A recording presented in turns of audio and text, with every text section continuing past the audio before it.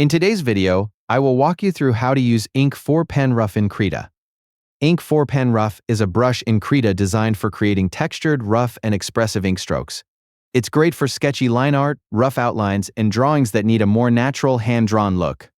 Open the Brush Presets docker, search for Ink 4 Pen Rough and select it. Start drawing with loose, controlled strokes to create rough outlines and textured lines.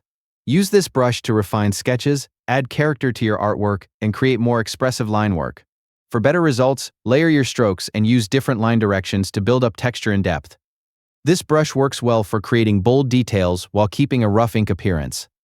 Adjust the brush size depending on the effect you want. Use smaller sizes for detailed areas and thinner rough lines, and increase the size for stronger strokes and larger textured marks. Ink 4 Pen Rough is a great choice for creating unique ink styles, expressive sketches, and artwork with a natural rough texture in Krita. And that's how to use Ink 4 Pen Rough in Krita. Thank you for watching the video,